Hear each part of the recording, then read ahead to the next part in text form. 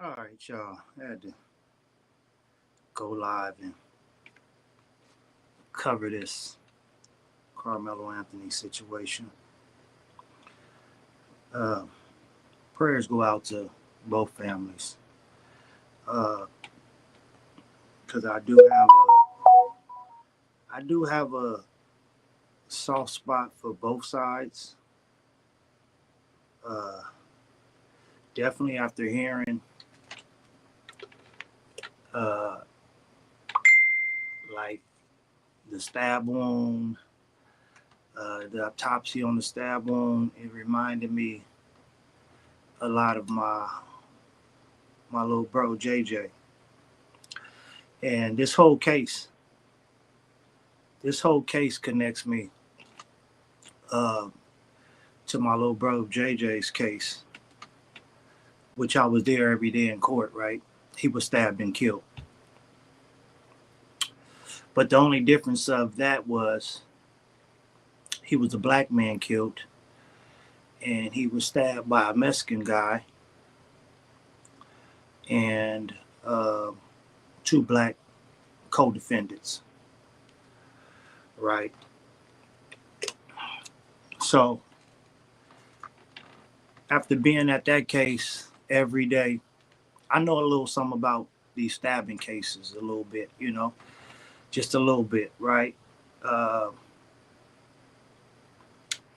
at that case, the Mexican guy was uh, got off for murder and got charged manslaughter. Share the live. I'm gonna wait till some people get up in here. Wait till some people get here. So we're gonna talk about this. I'm gonna play some stuff from YouTube. Uh, there's this guy on here. I'm gonna play some of his stuff. Probably play a couple new clipping of it. Y'all share the live. We in here. We're gonna talk about it. Because like I said, I'm kind of touched both ways because I lost my little bro to a stabbing. Uh, so I'm never okay with anybody stabbing somebody to death. Uh, but I'm just confused to how my little brother's case went and how this case went, which matter of fact, I shouldn't say I'm confused because I'm knowing my brother was a young black man versus a young white kid. Uh, so I see that as a difference. I see that as a difference. And you know what I'm sick and tired of? I'm tired of these non-black folks trying to tell us black people how to feel when we keep going through these situations. I'm tired of that shit. Y'all don't know how we feel. Y'all don't go through this. Y'all race don't go through this what we go through. So I'm sick and tired of you people, you non-black folks, trying to tell us black folks what something is and how we should feel about it. You know, you don't live how we live. You don't go through what we go through. You will never know how we feel as black people because your skin will never be black. Uh, and I'm sick of people getting on here trying to tell folks how to feel.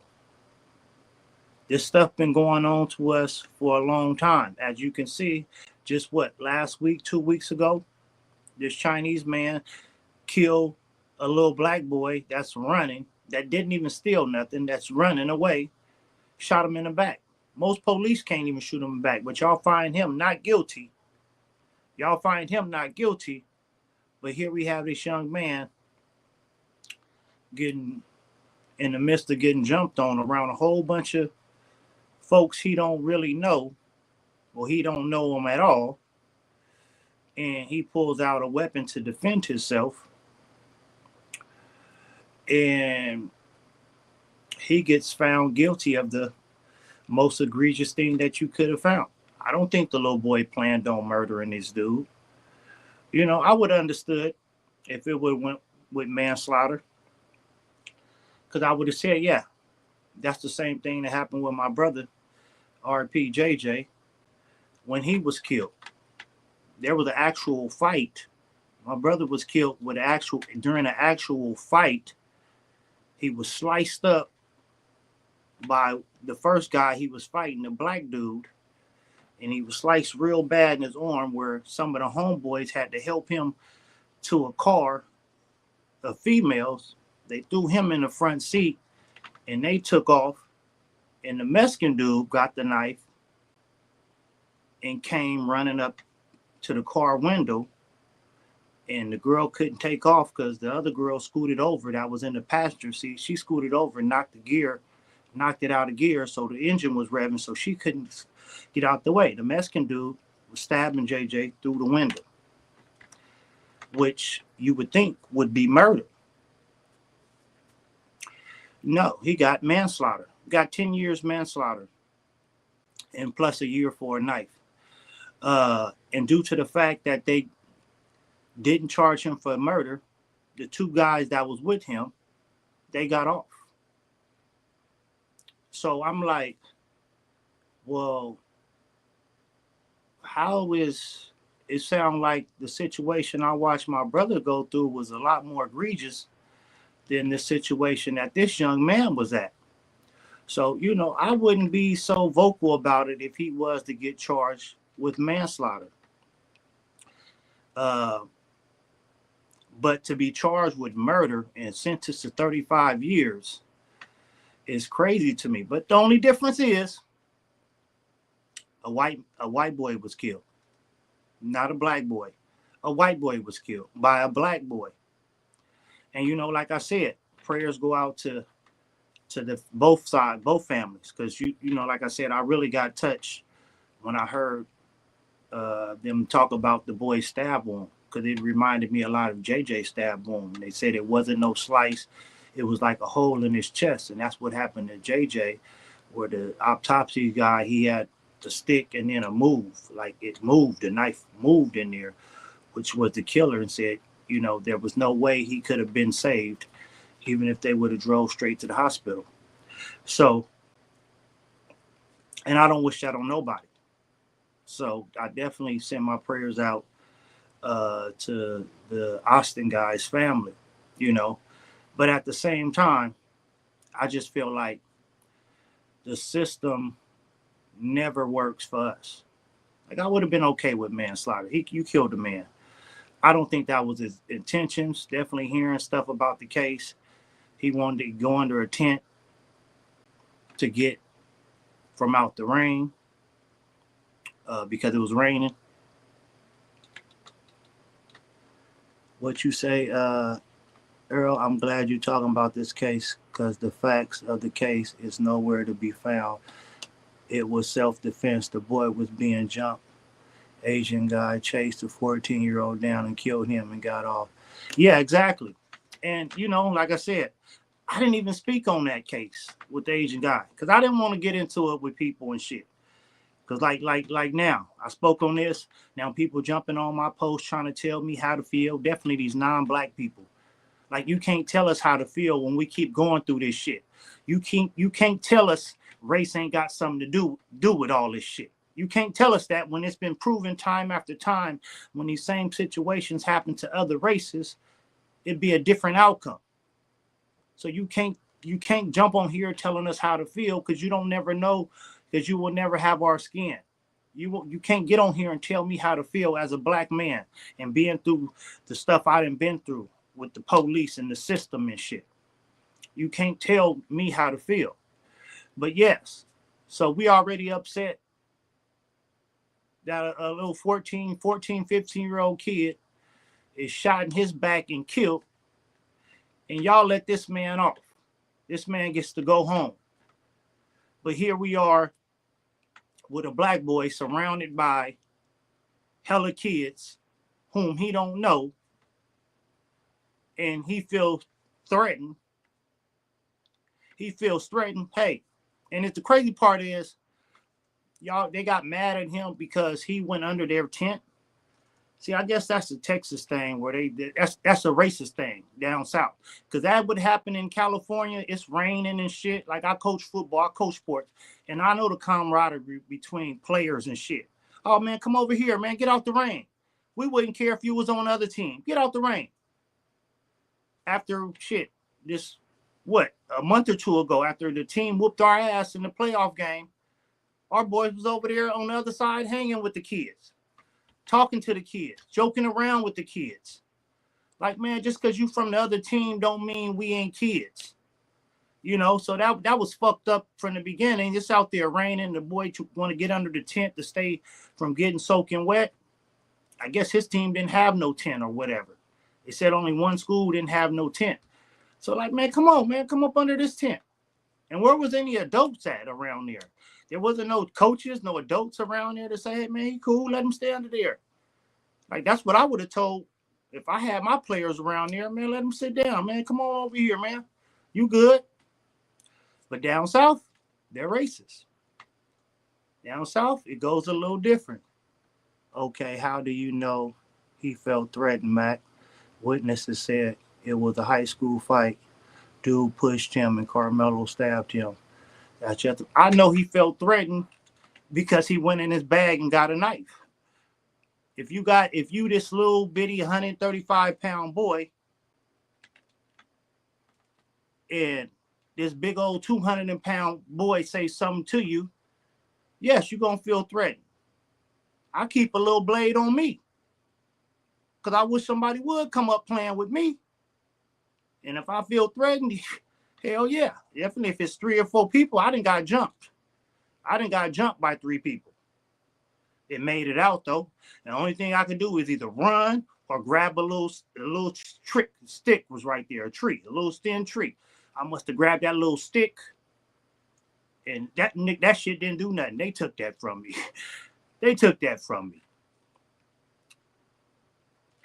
And it could have went bad for me, but it didn't go bad for me. So did I feel like I'm in harm? Did I feel threatened? Hell yeah. I got 3 big ass niggas, all of them bigger than me. I'm skinny. Got a 6'5" nigga, a 6'3" nigga, and a 6'2" nigga, all over 200 pounds. I felt threatened. Had I would have had a blade on me, somebody probably would have been poked up. Sorry, I got to defend myself. I'm not going to have nobody jumping on me like that. I can't whoop 3 people. I'm sorry. And I wasn't finna run. I just didn't have it in me to run. And I'm walking back from a job interview. No, he wasn't invited by somebody. No, he was invited. Yeah, and that's what I'm saying too. They said this other boy, Eddie, and whose story changed, he acted like he didn't know Carmelo on the stand. And then they brought out pictures, 9 to 10 different pictures with him with Carmelo. So that's what I heard. He was over there with this boy, Eddie. Or he was being a big shot and stabbed the boy. Stay with the facts, not personal. No, it wasn't about being no big shot. The boy said something to him. Maybe he could have left. He could have, once he told him, man, don't come over here, man, you got to go or whatever. But hell, man, I ain't finna get out there in that rain, man, dog. Come on. Hell, if it's at a stadium, you don't own that seat. You don't own that seat just because your tent right there. You don't own that seat. You can't make me move just because your tent is right there. I don't have to move. Move your tent. You don't own that seat. Sorry, we at a stadium. I can sit anywhere in the stadium I want to sit in. I'm up in here just like you. There ain't no stadium where I can go sit on the other side if I want to. I can go sit anywhere in the stadium that I want to that ain't where you got to buy tickets and have a certain seat. It's at a stadium, at a track meet. Have you been to a track meet? Can you sit wherever you want? I'm saying. And your ass would be in jail. It's not. On the video, total of 4 people. Yeah, that's what I heard. It was the 4 people that walked up on him. I feel like people just jumping on the bandwagon. No, trust me. I've been watching stuff for about an hour. I didn't want to get on here. I didn't want to get on here without knowing some of the stuff. So I'm not just coming on here with no facts. Actually, I'm finna play some of the stuff. who peeped the whole thing. And in the South, they have animals, so if you can ride with a gun in your window, of course they can have knives. And yeah, they said the knife wasn't illegal. It was 3.5 inches. I guess it's like 5.5 inches would make the knife illegal. It wasn't on. It wasn't at school. He wasn't at school. He was at an event.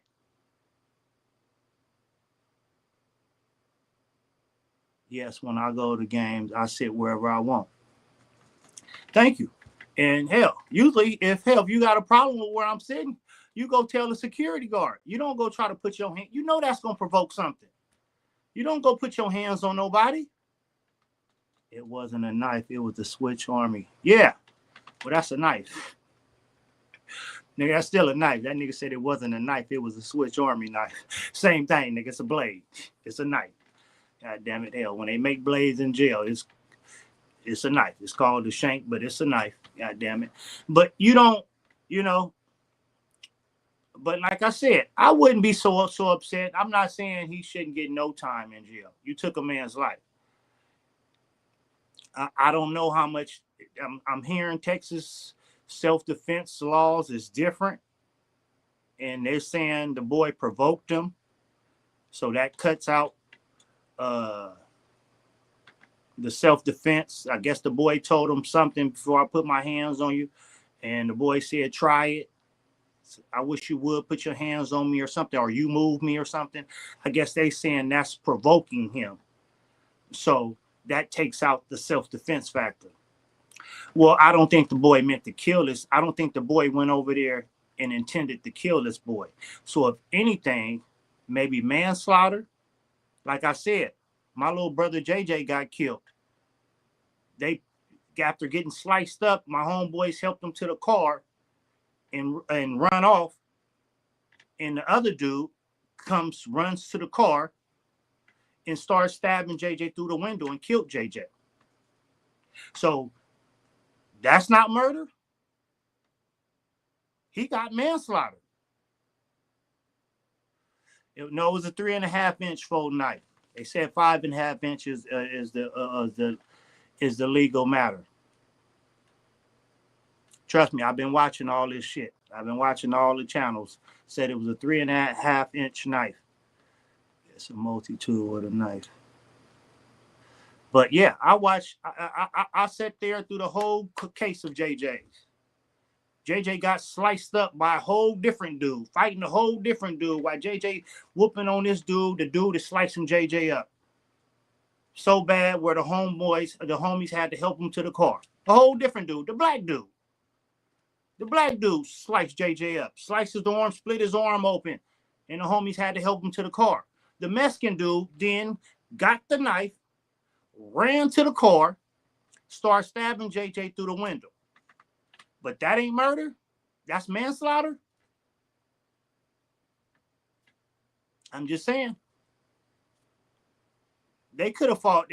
They could have gave this youngster manslaughter. I don't think his intent was to go kill the boys.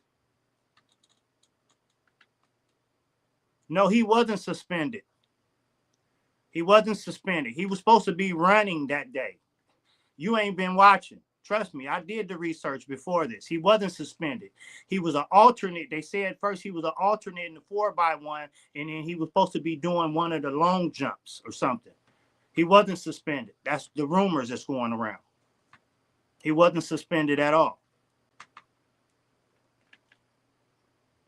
He was actually going to do an event that day. But let's get to some of this commentary, right? Let's get to some of this commentary. Game. Oh my goodness. So let me just say, first things first, I've been permanently. Hey, and it's crazy that Rich, I'm surprised you ain't over there on that side, Rich. Man, Rich done woke up. Big Trumper woke up. Why everyone that don't look like us and will never go through the things that we go through, get online and tell. Exactly, and that's what I spoke on too. Bottom line, he killed someone that, yeah, for sure. He did, like I said. That should have been, that's manslaughter. There's a thing called manslaughter when you don't just purposely go to intend to kill nobody. Like I said, if the Mexican dude got manslaughter for killing JJ, this definitely was manslaughter. Because the Mexican dude, JJ was trying to leave. The Mexican dude ran to the car and started stabbing JJ through the window. So if that ain't murder, I'm sick of excuses if black people are feeling some type of way. Then what's the next step? We are raising our children. The next step is the same shit we've been doing. We've been rallying and protesting for shit. Texas laws are different. Yeah, that's why I just explained it as far as the self-defense. I just explained Texas laws with self-defense. If you provoke, you can't call for self-defense. So I think that's what their argument was. They said, the boy said, do something and see what happens. So with him saying that, that's basically they're saying he provoked it. So he can't call for self-defense. That's a law in Texas. So I know the laws are different. But still, also, the laws on black folks is different. The cases for black folks is different in Texas also. Down south, period, is also. Come on, man, we can't be naive to that fact. Come on, man, we can't be naive to that. We know goddamn well anything down south is still racist. They still got white towns and shit where black people can't even go to. Come on, I forgot what they call them. We can't be naive to the fact that motherfuckers, racists still don't live. Racist ain't continuously going on. And I hate when people say we're using that as an excuse. It's not an excuse. It's reality. It's not an excuse if it's real. If it keeps on happening, that's not an excuse. That's called reality. It's not an excuse. It's called reality. If the shit keep on happening to us and we see the other shit that happens to these other races and it's different. I mean, how are we not seeing this? I'm not talking about you, Tack. I know you black. I ain't saying you. I'm talking about other people. Somebody's females that jumped on my post was telling me how to feel. I'm not talking about you. I didn't see you on my post. I'm talking about, yeah, you black. Bottom line, black folks have no South laws that protect us. KKK still around big time. Black folks still get ran sundown towns. So yeah, exactly. Sundown towns. That's what they call. Yeah. So, yeah. So that's I'm saying, but we gotta wake up, bro. We gotta wake up. Some of us, we gotta quit being naive to the fact that shit we're still not treated fairly. I don't understand what. Like, come on, man. This shit got to continue to keep happening to us for us to say, well, shit. Does it got to happen to one of our family members for us to say, oh yeah, that shit ain't right? It shouldn't have to happen to one of our family members for us to say it ain't right. Lavish Rich need to get his facts straight. So what we gonna do about it? Like, for real, because all the yapping with no action. And discussing it, bringing it up, that's something in itself. But hey, it's pretty soon it's gonna start a race war. Pretty soon. That's what I'm saying. How much can we do besides what they doing now? They're protesting about it now, but shit, hell, we getting tired of protesting. We getting tired of protesting. But like I said, it's gonna continue and continue and continue until everybody wake the fuck up. And there's even some white folks that's coming to the defense of this, but. And then, so you saying what we got to do? We got to change that and quit saying we using this as an excuse and this is reality. You talking about what we gonna do, tired of all the yapping, but talking about we using this as the race as an excuse. It's always behind the kids' action. We need to be parents to our children. Yeah, we have a problem in that. I will say that. I will say we do have a problem with parenting, because a lot of parents is more trying to be their kids' friend and stuff. You know, I've been saying that. I totally agree with that. I totally agree with. We need to start. We need to go back to whooping kids' ass. We need to be doing room checks. We need to be doing all of that. We need to be doing all that. You know, so it's I definitely I always think stuff with when kids do stuff, the parents is a part to blame. Not 100%, because you can do all you can to raise your child good, and your child can still go wrong. But like I said, I come from the tough love, mama. That's why I don't go to jail. I don't go to prison. I don't go out there and do no wrong. Now I will defend myself, but I know my mama didn't play. She taught me right from wrong, so that's why I fly straight. When my friends was fucking up, y'all doing that? Oh no, man, I'll be over here. Shit, y'all mama cool. Y'all mama gonna come live for y'all. Y'all mama gonna come bail y'all out. My mama ain't finna do none of that, but tell them folks to keep him. Keep his ass. He did the crime, he gonna do the time, and then I'm gonna whoop his ass when he get out. That's my mama. So I know right from wrong. Too many parents soft. Yeah, they want to be their kid's friend and can't tell their friends no. No. They want to tell them, yeah, can I go to a house party? I'm telling my son, hell no. Hey, house parties ain't cool to go to. No, you can't go to no house party. But parents don't want it. Shit. Uh, Talking about privacy. Man, you better not lock no doors up in here. Ain't no privacy. I need codes. I need your phone code. I need social media codes. I said, even with my stepkids I used to raise. Y'all want social media? Put y'all passwords right here. Because I'm checking shit. Sorry. Going through shit. And when y'all at school, I'm going through shit in the rooms. Making sure ain't nothing going on. Ain't nothing up in there. That's why your son is living, Mac. Yeah, my son know I don't play. My son know I never played. I never played.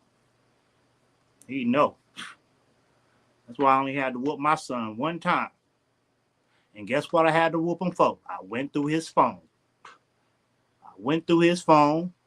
Seen he was playing around in class, video recording, playing around, told on himself.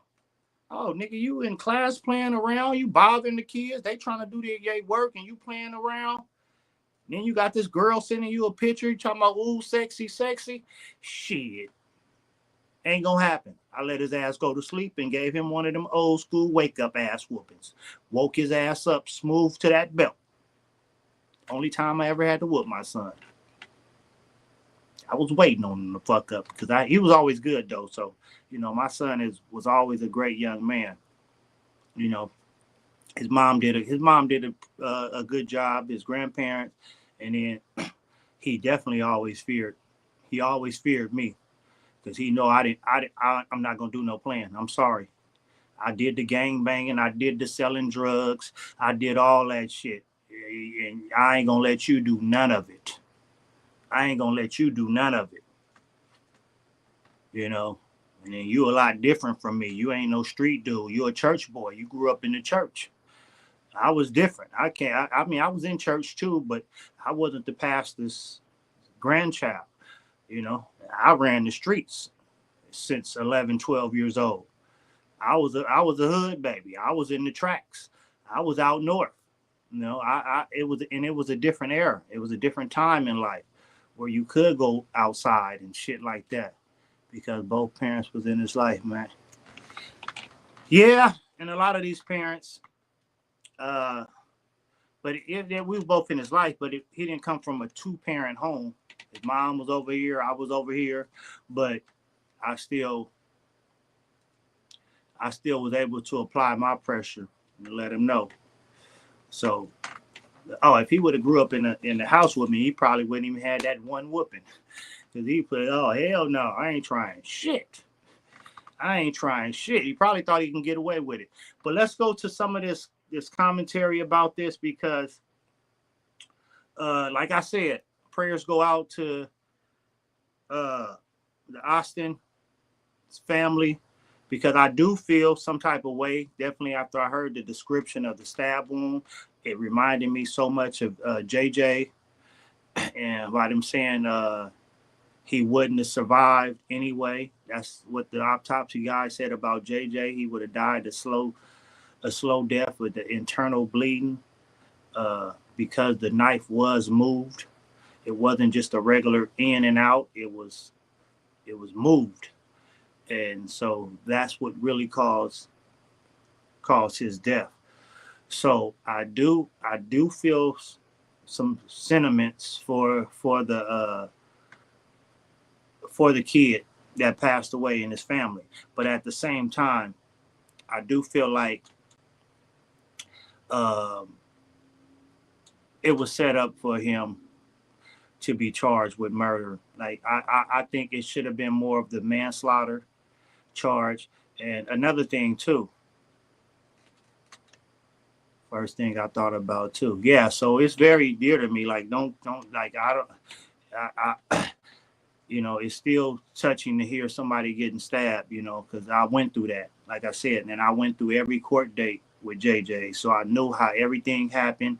I know everything that happened, and I watched them give him manslaughter, 10 years manslaughter. And I felt like JJ was leaving, and this boy ran to the car and stabbed JJ through the car. So I'm like, that, if anything, that was worse than that. That's murder. Like JJ didn't provoke that. Them dudes they proved that them dudes was looking to fight. JJ was on his phone. Them dudes came over there bothering JJ. Yeah, with time served. And they gave him a year for the knife. And then since they didn't convict him of murder, the other two that was with him got to walk free. So no gang enhancement. They didn't give them no gang enhancement, no extra time for gang enhancement, which they proved. It was a whole lot of gang banging going on. But I don't think it wasn't about gang banging because they rep the same color that we was representing back then. A weak ass DL Hughley got him out. But let me tell you about that. That dude from the DL Hughley show, he was knocked out. He didn't touch JJ. He got put to sleep. JJ fought the other dude, the other black dude, and then the Mexican dude stabbed JJ. But the dude, he's the dude that knew DL Hughley, he the only one that didn't have JJ blood on him. He was knocked out. So I do think that helped. But at the same time, I was more mad at the other two because they both had JJ blood on them. And JJ was fighting that other boy. You know, so dude was asleep. Dude woke up and the shit was already done. You know, so how much fault can you put on the nigga that was asleep? You know, even though the crime, I mean, what the laws is, it's usually everybody involved in it. He was definitely involved fighting and doing all the shit, but he got knocked out early. And the nigga let Lil D knock him out too. I still don't like that nigga to do that. I don't like how he playing with the shit. I think he's playing with the whole shit. Getting JJ tattooed on him, R.I.P. JJ tattooed on him or some bullshit. I don't like that shit. I definitely don't like that. Getting a little extra clout on it, doing interviews about it. Don't matter to me. You was the driver in the drive-by. Yeah, you got a point there. You got a point there. But what if you was in the car and you was in the back sleep and they did a drive-by? It matters a little bit.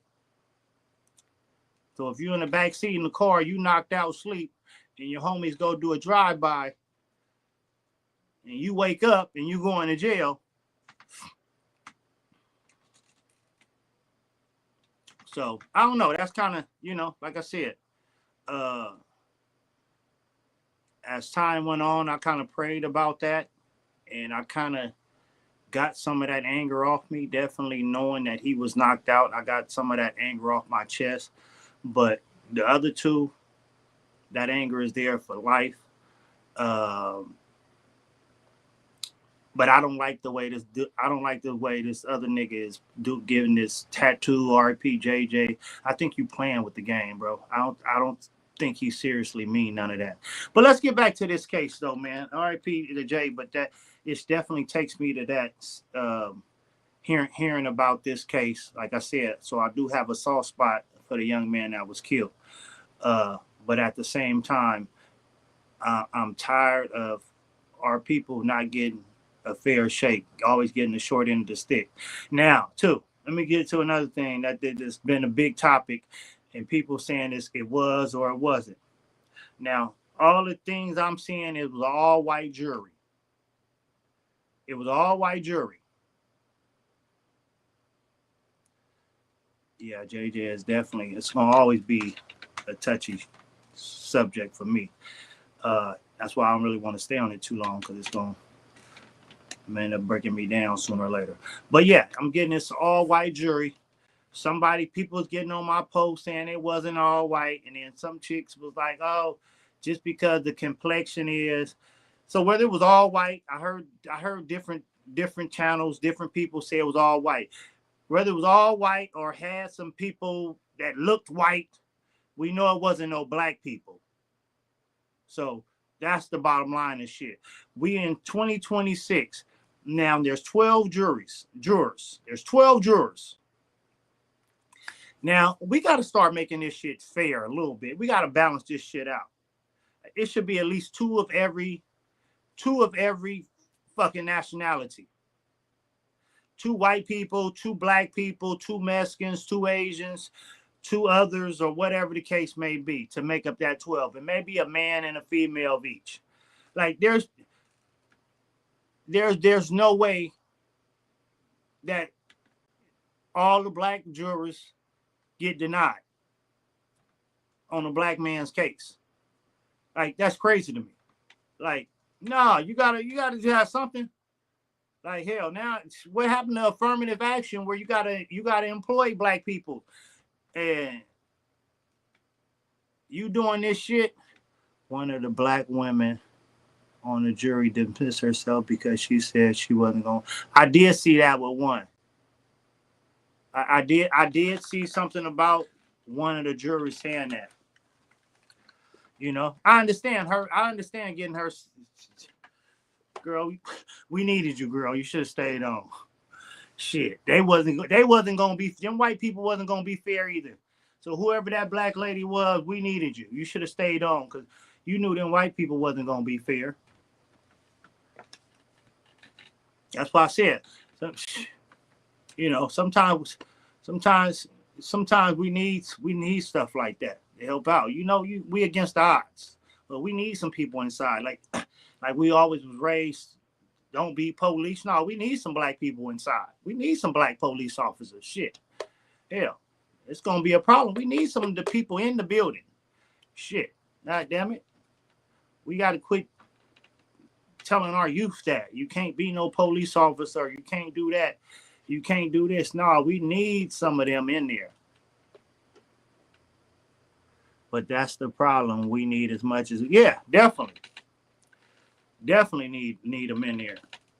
So, and then because hell, then we mad that ain't no officers. And I'm straight up, I'll be real with that shit. Like, we can't really blame the police station, because it ain't a lot of black people going to apply to be no police. I know I wasn't.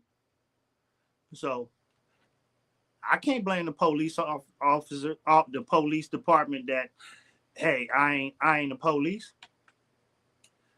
I was raised, it wasn't good.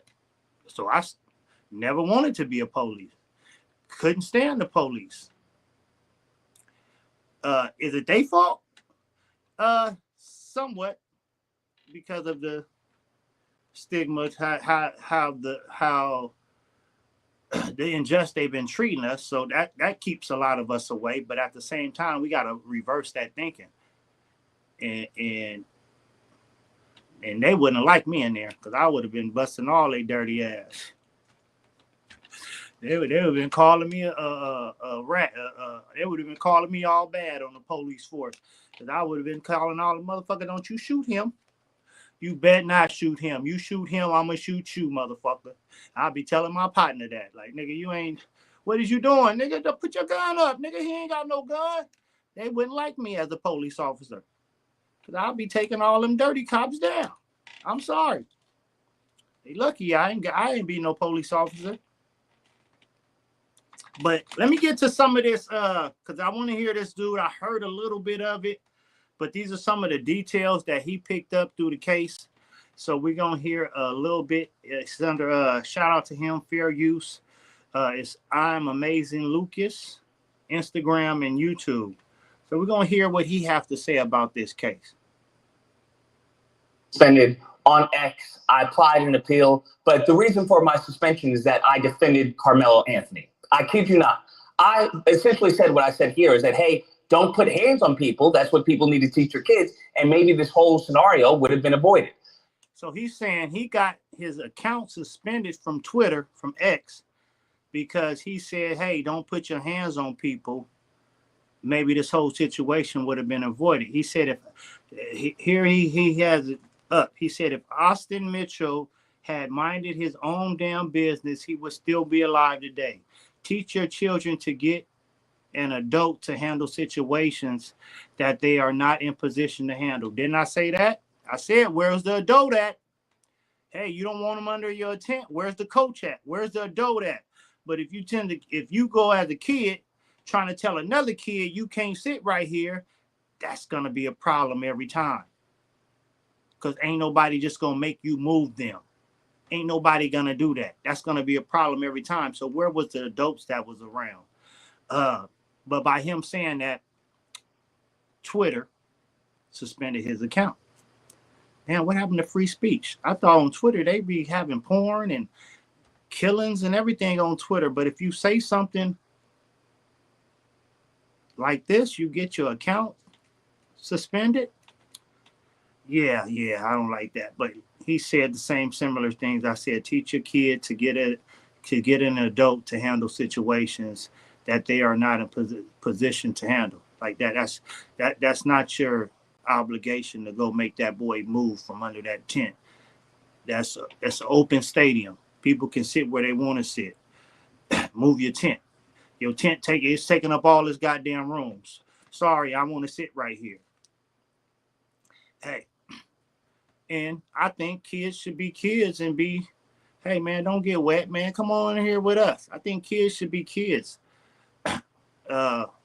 Normally, definitely in California, that would have been, I coached a lot of kids. They would have said, man, come under our tent, man. You ain't got to get wet. But when you're down south, that shit is taught in the home. That shit is taught in the home. But let's get to this. Let's see what he says about it. X flagged that as violent speech, mind you. Violent speech. They told me to remove the post. I removed the post. Then they still suspend my account. I've applied for appeal, but y'all know how that goes. So we'll see what happens. I'm creating a new account. That being said, when it comes to this case, this case has been just I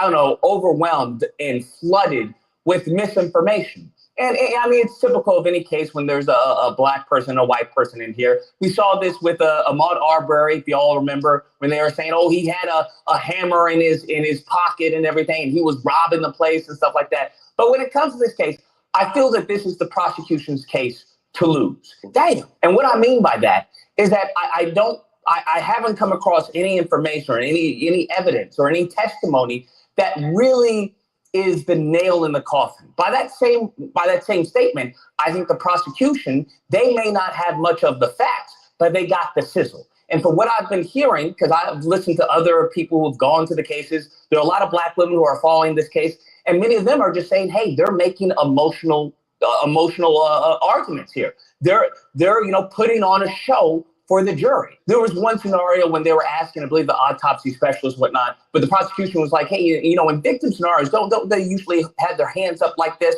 when there's a weapon? And the person was like, yeah, that's usually what happens. And was Austin, did he have his hands up like that? He's like, no, that did not, from my understanding, did not have his hands up. Miracle permanently eliminate. So he's saying the prosecution probably did better than the defense. I'm hearing a lot about the defense. They didn't do what they were supposed to do. They said they're playing on emotion. They was like, hey, when somebody is usually in defense mode, they put their hands up. And did Austin have his hands up? And they said, the autopsy people said no. He said, see, he didn't know it was coming. He didn't expect it. So that's what he's saying. They played on emotion. Voters and stains at the source. What he's saying, the prosecution played on emotions. Purdue Global has given. From my understanding, did not have his hands up in that position. And he turns to the jury and is like, that's because he never saw it coming. Damn. And, that's powerful, right? That may not be truthful, of course, but that's powerful. That's emotional manipulation. That is what's going on. So from what I've heard of the defense, of the prosecution has a bunch of sizzle. They have no stake, right? They have no facts. When you look at the witnesses that are coming on, all of them are being untruthful, okay? I would go so far as to say lied. And the reason why I'm saying that is not because I'm just pulling it out, out my butt. It's because there was one point in time where it was this friend of Carmelo, and I believe his name was Eddie. And this kid was trying to act like he didn't know Carmelo. It was very much like, how they, denied knowing Jesus. I don't know the man. That's what he was doing, right? He was saying, I don't really know Carmelo like that. Like we hang out sometimes. And the defense was like, you want to act like you don't know this kid? Y'all didn't have like a double date at one time? Y'all weren't friends before this event? Y'all didn't hang out, prior to this? Y'all weren't, buddies like that? And this kid was like, nah, not really. The defense shows him a picture of them hanging out, right? Shows him a picture of, them being buddies. And the kid is like, oh, okay, now, yeah, I think I remember. Yeah. So it's clear that these witnesses are lying. They're all saying that, I have multiple witnesses say that, oh, yeah, it was Carmelo who tried to initiate the fight. It was Carmelo who said, I forgot. It was something so ludicrous. And he was like, y'all are, P words and everything. Y'all going to do anything. I'm not moving. See, and another thing, all the witnesses are this guy's friends. It's all the people that's around on his team. Most of the witnesses are his teammates and his schoolmates. This boy wasn't from there. The Eddie boy is like one of the only ones that knew Carmelo. And then he tried to lie and act like he didn't know Carmelo. And they had to prove that wrong. Like, hey, we got pictures of y'all. Y'all done been on double dates together. And then I heard too, the defense fucked up. One of their witnesses kind of told a story that was against what that didn't help Carmelo. Kind of said it like Carmelo started the shit. Like, as a defense, why would you have that witness up there? Because I'm sure you interviewed that witness beforehand, so you should have knew what he was going to say. Why did you have him up there, or did he just flip? I don't know. Maybe he knew the assignment and was working for them folks and just flipped, but that didn't look good for the defense. They should have had some black jury, but this is Texas, and I agree, manslaughter. And Carmelo was under the tent before the victim was there because it was raining, and he would have gotten arrested if he showed the knife to scare them. I didn't hear that. I didn't hear anything about him being under the tent before them. I didn't hear that part. But yeah, that's Texas. Definitely Texas. And they don't give a fuck about it. Ain't no black. We don't give a fuck. We Texas. We do shit what we want to do. And Texas is very hard with their laws and shit. But so yeah, so most of the witnesses was all under the team tent. Yeah, I think they said a couple other ones was like 20 feet away. They were saying one was like a soccer player was on the team saying he didn't really know neither one of them. Well, if you're on the same team as him, you know him, you know of him, you know of him. So, but Carmelo's teammates wasn't around. I haven't heard none of his teammates being witnesses, you know, except one. I think when he said he was at work, he was over here and Carmelo walked over there or something like that. But let me hear what he has to say real quick. F you and all this, right? Who tried to initiate the fight? It was Carmelo who said, I forgot. It was something so ludicrous, and he was like, "Y'all are, p words and everything. Y'all gonna do anything? I'm not moving. F you and all this, right?" And it's like, let me get this straight. Now, albeit this is a witness. Do I think it's a credible witness? No, because it doesn't make any sense, and it's not. It's a video. Carmelo was there first. Now I haven't seen the video either, because I'm hearing it's a video where it's like 4 of them jumping on them, even swinging on them, and I'm also hearing that the dude just touched Carmelo. So I'm hearing different things, but I heard they say the court played a video where it was 4 of them jumping on Carmelo. So I don't know if that's factual or not, but I'm hearing also in some they just saying the dude touched them, or like he touched you and then he just turned around and stabbed him or some shit like that. Let me see. Let me see. Coherent with other people and what they have said. But mind you, this is what the prosecution witnesses have been saying. So after you hear this so many times, it's an all-white jury. If you don't think the all-white jury in Texas is going to be racially prejudiced, I don't know what to tell you. You're a better person than I am. Thank you. Same way I said to the folks that's trying to tell us how to feel, saying it's an all-white jury. Now, once again, I'm hearing it's an all-white jury.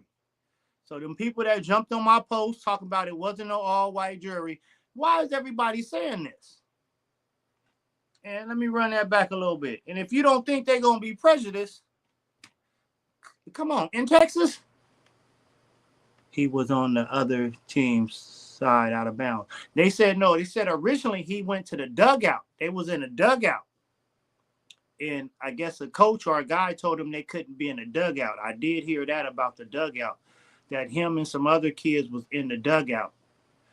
And I guess a coach or something said he couldn't be in the dugout. Let me see. Rich say they said them kids was bullies and they learned it from their daddy. And I saw a white lady said that she was in the courtroom and the judge allowed the parents to bully them and make them get up out their seats. And she was with the press, and that's where the kids get it from. They removed her out the courtroom. I did hear somebody got removed out the courtroom for contempt. I did hear, I didn't hear exactly, but I heard somebody say somebody got removed out the courtroom. So maybe that's what you're talking about. Let me see. Henry said video was only showed in court. Judge put a gag order on the case last year, so evidence and info has been secure. What? No, I don't say secure. Scarce. Scarce until trial started. And there was no cameras allowed in the courtroom either. There was also no cameras allowed in the courtroom. So that's kind of different. That's kind of maybe because it was they ain't kids no more. They all grown now. I think they all grown now, but at the time they was kids.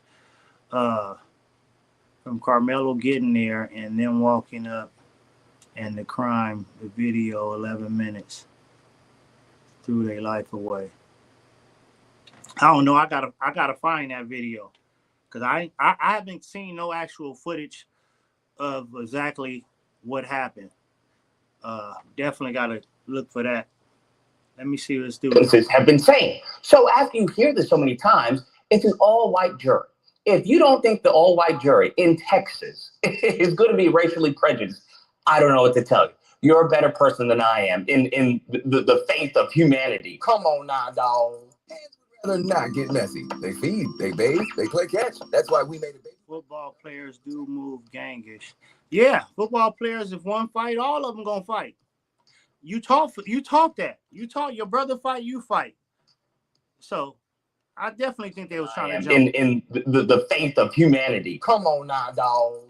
So when they hear someone fit the typical black, the black criminal narrative, oh, he was aggressive, he was hostile, oh, he said F you, he's not doing anything, oh, he was intransigent, oh, that fits the bill. Now, the reason why I say that that's foolishness, and it's very difficult for anyone with an IQ above room temperature to believe, is because Carmelo is 5'8", right? Usually, right, typically, 5'8" people, all right, who are track stars do not pick fights with 6'1", 200+ linebackers. All right, that's not what happens. So to try and act like Carmelo's the one that instigated the fight, that Carmelo's the one that wanted to get into this brawl, is ludicrous. It's nonsensical. In addition to that, it contradicts their testimony, because many of the kids at the time, and the defense even brought. What do you say? It doesn't have nothing to do with Texas. They have something to do with the system, and it's been broken again. Any racist can do something to a black person and go home, but they make laws and crime bills for other races to protect them. Yep, you got a point there. Hey, today you on point, Rich. Today you on point, man. Today you on point. Usually you on some bullshit, man. Usually you're going against us. But today you on point, man. They definitely have crime, hate crimes and stuff to protect everybody but black people. You do something to an Asian, they got a hate crime for that. To an Indian, they got a hate crime for that. To a gay person, they got a hate crime for that. I ain't never heard of no hate crime for a black person. Hell, you say the F word in the midst of hitting somebody that's gay. Now they're putting a hate crime on you. But a white person or anybody else could say, call you a nigger and kill you, but you ain't gonna get or hit you or do something. You're not gonna get charged for no hate crime for that person saying nigger. They ain't gonna label that a hate crime. That's crazy. Why they ain't got no hate crime for black people? But they got hate crime for every other nationality. Because they take us as aggressive. We get mad. We aggressive. This and that. They get mad or they have a bad day or mental health or something like that. They got an excuse always for another race. But if we get loud, we ghetto, we angry, we aggressive, we shit like that. But if they get loud, leave Bob alone.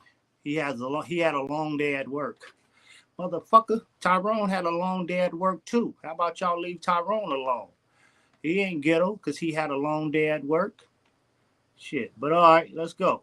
Instigated the fight, that Carmelo's the one that wanted to get into this brawl, is ludicrous. It's nonsensical. In addition to that, it contradicts their testimony, because many of the kids at the time, and the defense even brought this up, was like, hey, you said that it was a Metcalf who was the aggressor. You said that it was Metcalf who was going to be intimidated. And every single time, the defense attorney had to remind them of their sworn statements that they had relayed to police at the time. So what they are saying on trial, on the stand, is night and day from what they had testified to previously, to what they had sworn to officers, law enforcement, previously. Now that, I don't know how true that is, but he's saying what they told officers beforehand, that Metcalf was the aggressor. But in court, all the witnesses saying Carmelo was the aggressor. Oh, man, it seemed like an assignment going on here, and they knew the assignment. I mean, well, they didn't know it at first, but somebody put them up on the assignment, and they went to court knowing the assignment. being said, I get it, all right? What you have to take into account, these are all kids, bruh. They all have to go back to school. With who? The brother, right? Of the slain football player. That's who they have to go back to school with, right? So obviously, when it comes to politics in schools, you obviously don't want to be the person who gets the alleged, murderer off, right? You don't want to be labeled as that kid going back to school with all these kids that you're all buddy with. That's what you have to understand. So I get that dynamic of them lying on the stand and contradicting their statements at the time. In addition to that, you had one of the witnesses' defense come up and it's like, hey, Austin Metcalf said, I'm going to beat your ASS if you don't move, something to that effect. So we can clearly see that Metcalf was the aggressor. Metcalf traveled 5 benches to go to Carmelo Anthony. That's what he did. He was clearly the aggressor. Now, when it comes to self-defense, when it comes to the knife and everything, I mean, that's where I think, in my opinion, based off of other people's accounts, I think that's where the defense is losing it, because the prosecution is pulling the heartstrings, right? They're like, hey, we need the family to leave, when they show pictures of like the heart and, the wounds and everything. When they're playing, the video, you're having the family crying, and obviously a juror, unless you're cold-hearted, right? A juror seeing a family cry and, the mother mourning their son and everything, obviously that is pulling on their heartstrings. So the emotional appeal of this story, I think, outweighs the prosecution's actual evidence. And see, he has a point with that. Saying, them asking the family to leave when they showing the pictures, and when they playing the video, having the family cry. You, as another white person, you're gonna feel some type of way about that. If you have a heart, it's gonna be emotional to you. Like when I went to New York after the 9/11, I shed some tears once I went to the location. I went to Ground Zero, and they had pictures up of little kids, and there was this one little black kid. Reminded me of my son. And I got emotional in that state. So as these jurors being the same race as the person who died, they got to look at this person that died, that's reminding them of their child. Hey, this could have been my son. They got to look at the parents crying. That could have been me. So to have an all-white jury they're gonna feel sorry for this young white boy that got killed. I'm sorry. They're gonna be emotional about it. They're gonna be emotional more than somebody that this young white kid may not. Hey, if you got a black man up there or a Mexican guy up there, he doesn't remind me of my son. So I'm not going to get emotional about that. Like I said, when I was looking at the pictures of the kids and shit, I didn't get emotional with the white kids. I felt for them, but it was a certain black boy that reminded me of my son that made me emotional. So when you got that all white jury, they looking at these kids, they thinking, man, what if that was little Timmy? Or they're looking at the parents like, that could be us. So that's why I think these juries need to be mixed with all races. Should never be one all anything. It shouldn't be. I've never heard of all black jury. I don't even think I ever heard of 3 black jurors. Probably been 3.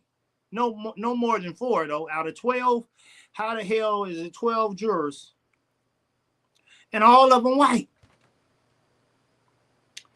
That's setting us up to lose. That you're not winning that. You're not winning that. I'm sorry. Everybody gonna be with the program. They know the assignment. Y'all know the assignment, and we wish one of y'all would fuck it up.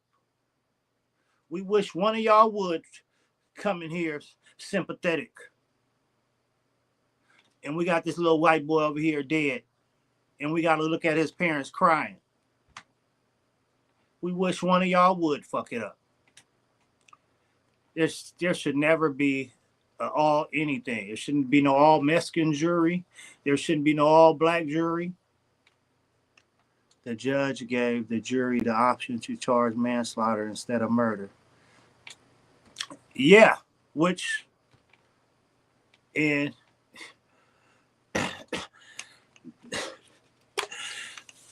they wasn't gonna charge that boy with manslaughter.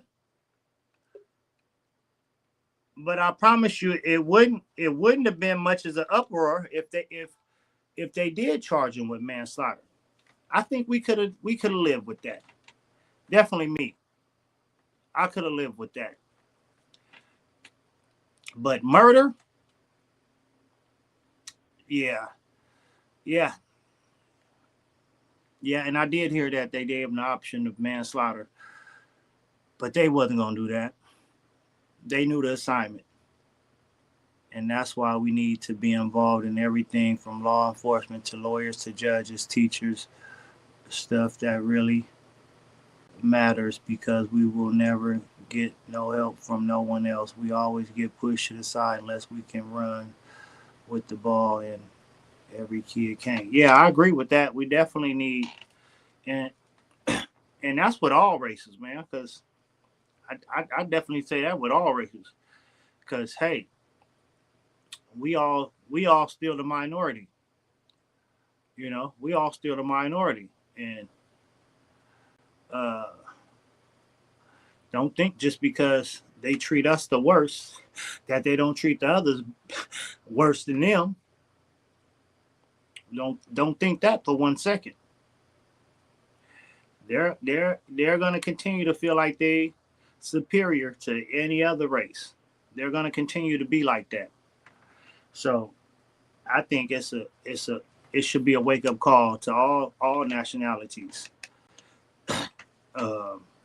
Because just the way it's just like they can do us like this. Sometimes they do other races like that. They definitely do. So let me get to the rest of this though, man. Share it live, y'all. Share it live. The facts on the matter to prove, that Carmelo did this and he intended to actually, vanquish, Metcalf. And I just haven't come across any testimony or the defense trying to say that, hey, this was, it wasn't intentional to the chest, right? Could this have been just a spur of the moment? I think they brought this up when it came to the knife and how it wasn't fully open and how it wasn't easy to open. So the headline, I think, when we talk about the weapon in this case, was the fact that it was a folding knife that was not completely folded. It was maybe at a 45-degree angle, and it's got a locking mechanism, and they took the jury through what that means. And I think what I took away from that was that Carmelo Anthony probably didn't have this weapon in position to utilize it during this confrontation, meaning that it was more emotional, meaning he was potentially fumbling for it. He had a cut on his finger. It wasn't locked. It wasn't locked. So I felt like that really supported maybe self-defense, maybe manslaughter. So that means to go that it was more of a panic as opposed to let's rumble, let's get this on. So they're saying that the knife, he even cut himself trying to open the knife. Basically he was panicking, so definitely should have supported some type of self-defense. Like, man, if you panicking, you kind of scared. So he cut himself trying to get the motherfucker open. So clearly he had to be some kind of scared if he panicking. He can't even get the knife open without cutting himself.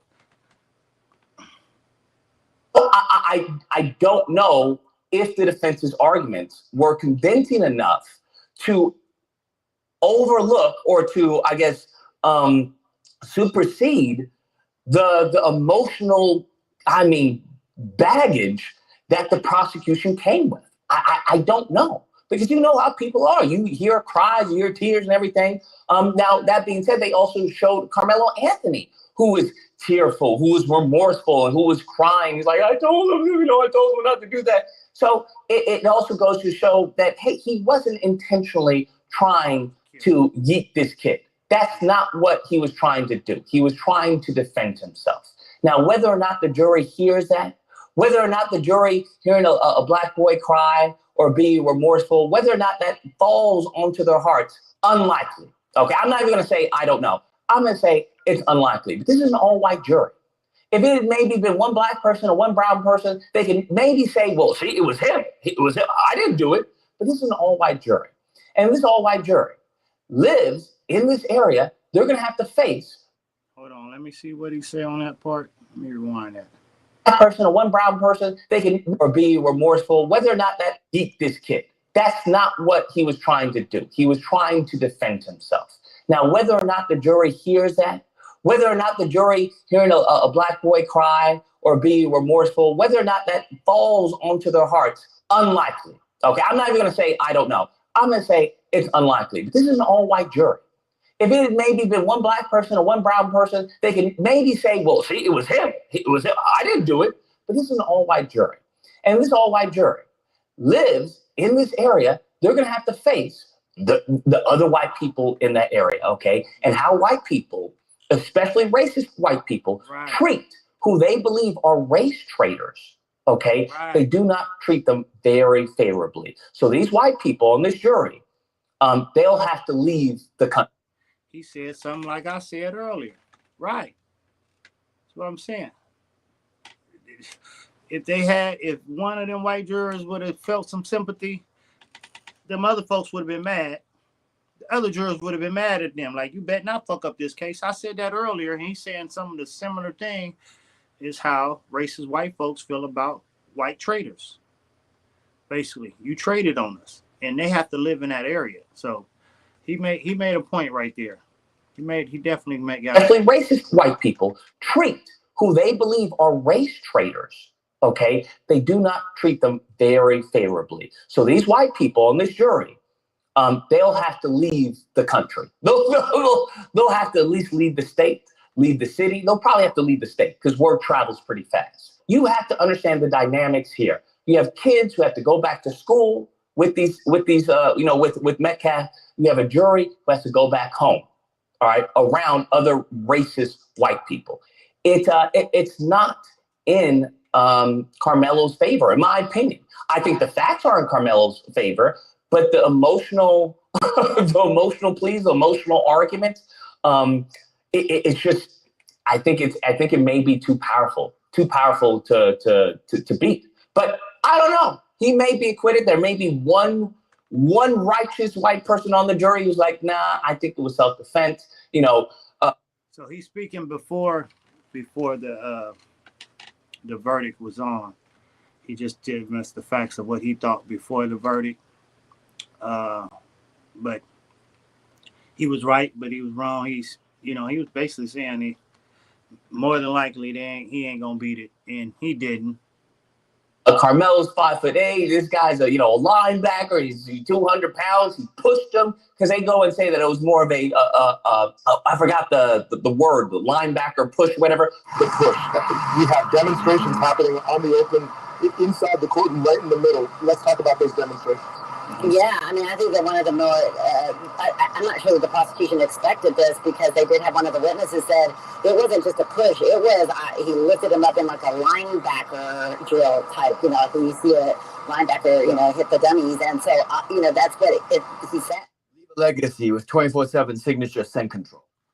So they saying it was more of a push. Why are people reporting that he just touched him on the shoulder? They saying it was like a linebacker push.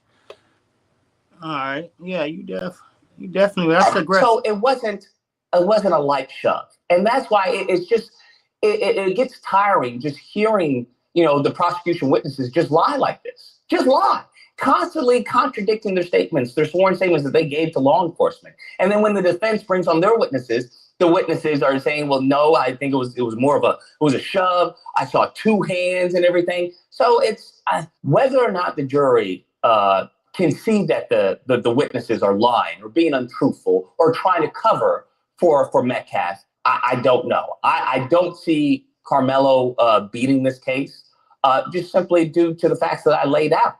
Because the facts are all lining up that this was very much self-defense. But we will see. Anyways, guys, that's the video. Let me know what you guys think. Whether I believe, you're just doing this because he's black, Lucas. You're just defending him because he's black. Or because there's always those people out there, the low IQ white ignorance. It's always projection. Remember that. Everything they believe you're guilty of, they're guilty of. Okay. Every accusation is nothing more than confession. The only reason they're pretending to defend Metcalf is because he's a white kid. That's it. Okay. And you got the mean, bad, bully, black kid, and that's their Neanderthal mindset. Black person bad, white person good. That's what they do. Or if you can't believe, I hope he gets acquitted. Right. This seems to be a clear case of self-defense. Unfortunately, the kid is gone, but that is the lesson that maybe should be learned from other kids out there that, hey, keep your hands to yourself, number one. And number two, get an adult. As simple as that. Get an adult. There's no reason for you to try and act like you the big man on campus, right? There's no reason for you to try and act like you Superman when you're not. All right. You're not bulletproof and you're clearly not knife proof. OK, so all right, he made some good points in there. Yeah, unfortunately, Carmelo was convicted of murder. I ain't even been following that case. I've been seeing No Jumper talk about it, but I ain't been seeing the Builder case. He shot somebody or something. I heard he shot somebody or something.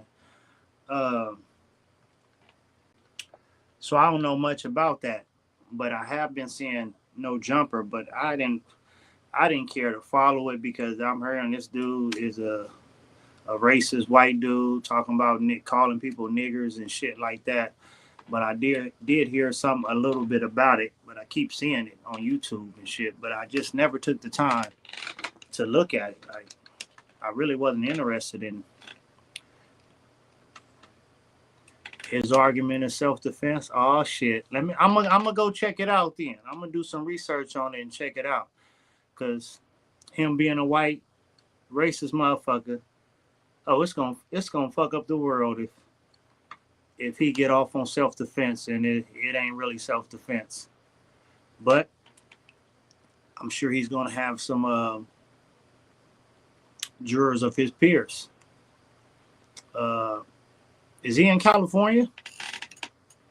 If he in California, I don't know exactly where it is, but I've been seeing it on YouTube. I just never took the time to see it because all I'm hearing is this some dude that's calling people niggers and I'm hearing he racist. So I never clicked on it to listen to none of it. But I've been seeing Poetic Flacco post a lot about it and No Jumper talk about it. But now, since you mentioned it and you mentioned what his argument is, I'm gonna go check it out after this. But yeah, man, condolences, man, to Austin Metcalf's family. Like I said, that losing somebody like that, I said it hits home with me because I lost somebody like that. So I'm definitely not gonna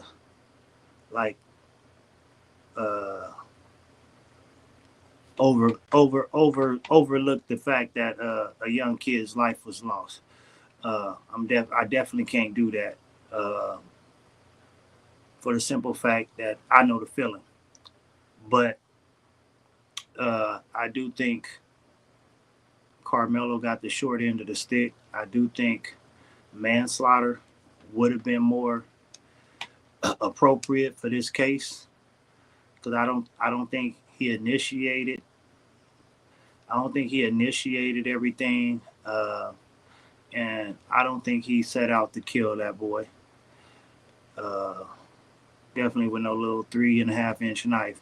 So I don't think his intention was to murder anybody. Maybe it was to get the boy off of him. I didn't hear he was just stabbed hella times, So I think it was a panic and kind of self-defense mode. The nigga back up off me type of shit. So I just wish it would have went that way. Definitely what we going through now as the black community with the child dude getting found not guilty a week or two ago. Now this is definitely is gonna make any community that was going through this feel a certain type of way. which we always been feeling the way about our system.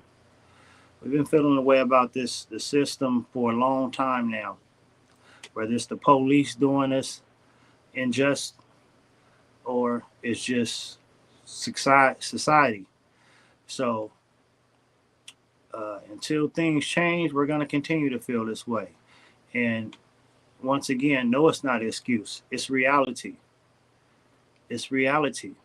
You know, we don't want to always use the race card, but when it's clear, it's clear.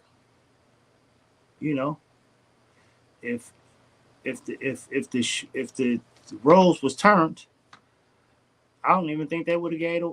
If he was white and did this to a black dude, and a big black dude got up on him and pushed him and he stabbed him, I don't even think they would have gave him manslaughter.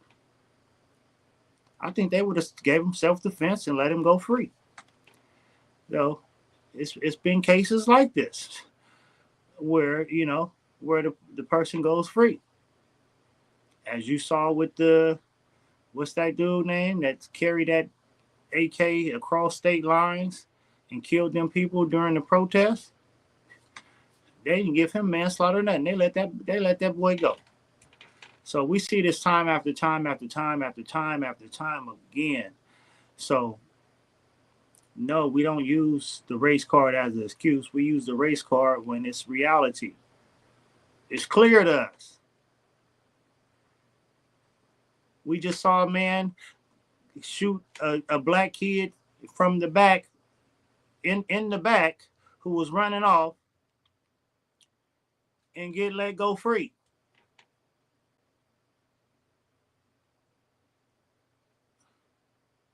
Hell, I thought police ain't even supposed to shoot you in your back. And you tell me some store owner could shoot somebody in the back? Whether he had a gun on him or not, he can't use the gun and he got his back turned to you. The threat is running away. So whether you say he was threatening you or whatever, it's his back is turned.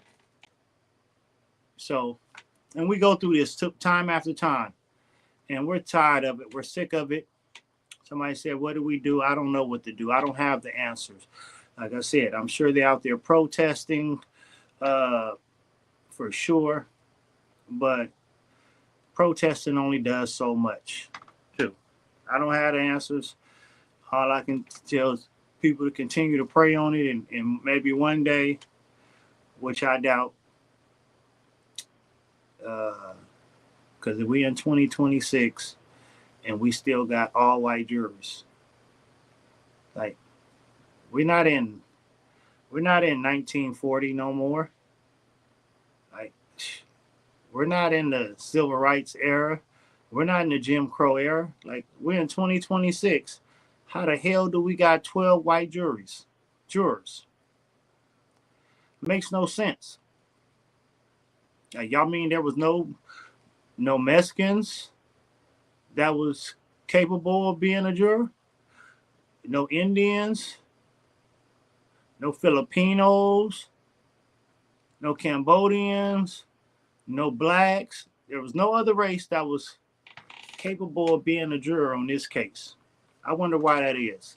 And we in the United States of America. Doesn't make sense to me. Doesn't make sense to me. So I'm gonna do my research on some of this shit. I'm gonna see what's the most ever. How many is the most ever black people that has been on the jury? Out the 12 jurors, what's the most ever? A fucking judge and DA who literally are friends with Metcalf family. They should. I saw some about that too. They should have been removed from this case. Yeah, that doesn't make no sense. That's what they call it with the C. I forgot what the word was. Conflict of interest. Yeah, conflict of interest. So yeah, that doesn't make no sense. So you got the. Yeah. I don't know how true that is, though, man. I wonder how true it is, but I did see something. I seen some on it. I seen some on that, but That can't be true. No fucking way the judge and the DA could be friends with the family. Well, could be a way. Could be a way. That's fucked up if that's true. That's some cold scandalous shit. You know, not only do you got all white jurors, you got the family connected to the fucking judge and the DA. That's crazy work. That's crazy work. Mind you, as laws change, watch this. Hopefully somebody be alive. I don't know. Maybe, hopefully I'll be alive. But I bet you 20 years from now, if that's true, I bet you 20 years from now, they're going to let Carmelo Anthony out.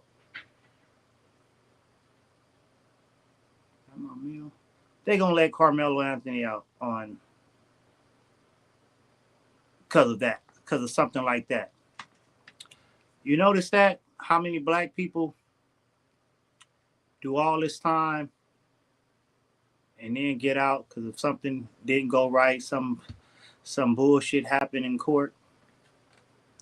So if there's any truth to that, where the judge and the DA are friends with the family,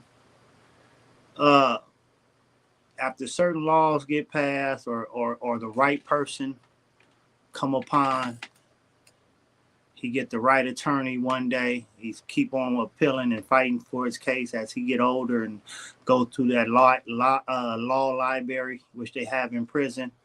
Once he get to know more rights and there's file for different stuff, give it 15, 20 years. And then he gonna sue him. He gonna get all type of millions of dollars for that. It happens a lot. So I'm going to call it right here if that's true. If there's any truth to that, because that got to be some bullshit. But I'm finna get off this thing, man. And give me something to eat and relax. But I'll be on Facebook talking about it. I'm sure my posts, it got people on there that's just finna piss me off. Because I know people come for me and they trying to tell me how to feel about shit. And they skin ain't the same color as mine, so they don't know how I feel. They can't tell me how to feel. And then I'm sure there's going to be some people with the same skin tone as mine. So they're going to have their opinions on it, but I have my opinions on it. I'm not saying he should just be free, even though I think if the roles was reversed and I think the white dude would be free if he killed him. If it was the big old black dude, I think he'd be free. But I would have been okay with manslaughter. And I would have felt a little better if it wasn't just an all-white jury. You know, I would have felt a little better. I'm just saying. It sounds like an assignment. It sounds like an assignment, and everybody knew the assignment. Sorry. That's just how I feel. But like I said, prayers to the young man's family. Also prayers to Carmelo. Hold your head up, man. Hate that you're in this situation. But we praying for you. And hopefully you can work something out on your appeal. Make sure you appeal this thing. And make sure you hit that law library and pick up on the law. There's always some loopholes out of shit like this. Definitely with them having the all-white jury, and most definitely if the fucking DA and the judge is friends with the family. So appreciate everybody been tuning in, giving an insight on this, y'all. I'm gonna go on Facebook. I'm gonna try not to get mad at nobody, but I'm gonna go check it out, y'all. Y'all have a good one. Holla at the Mac, and I swear I holla back. It's a Black and Mickey's podcast, and I'm out.